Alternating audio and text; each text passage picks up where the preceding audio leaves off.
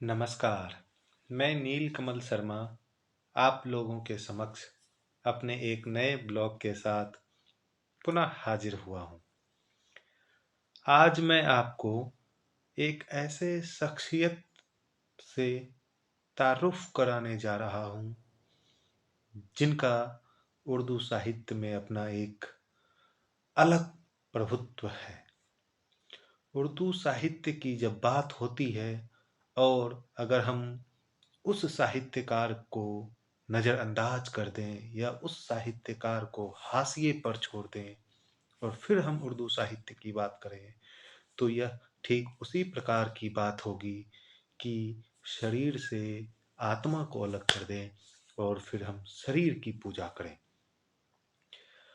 मैं इस संदर्भ में आपको जिस कवि के बारे में इस तरह की विशेषताओं से रूबरू करवा रहा हूँ, उस कवि का नाम गालिब है।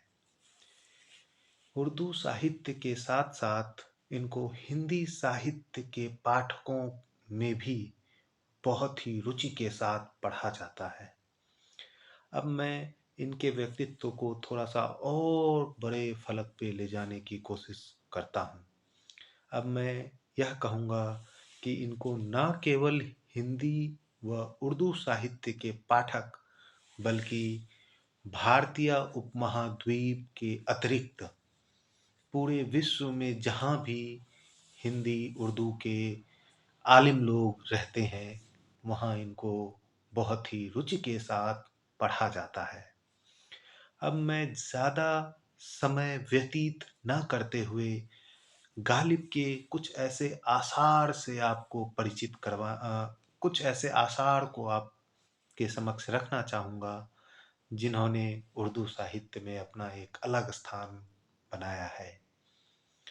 उनकी पंक्तियाँ कुछ इस प्रकार है।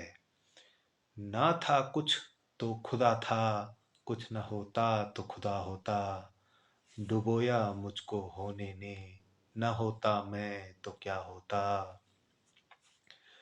हुआ जब गम से यूं बेहिस तो गम क्या सर के कटने का, न होता घर जुदा तन से तो जानू पर धरा होता।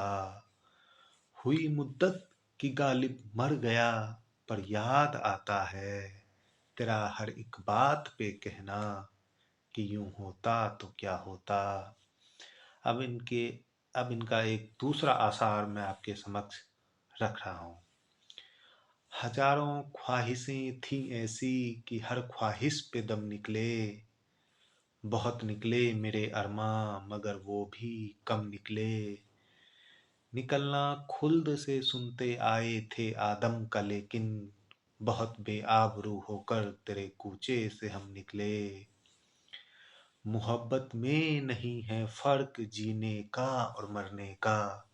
यहाँ गालिब एक ऐसे इश्क की बात कर रहे हैं, एक ऐसे प्रेम की बात कर रहे हैं, एक ऐसे प्रेयसी और नायक और नायिका की बात कर रहे हैं जो प्रेम को एक आदर्श, प्रेम को एक उच्च पटल पर ले जाने की बात करते हैं कि मोहब्बत में नहीं है फर्क जीने का और मरने का, उसी को देख कर जीते हैं जिस काफिर पे दम निकले।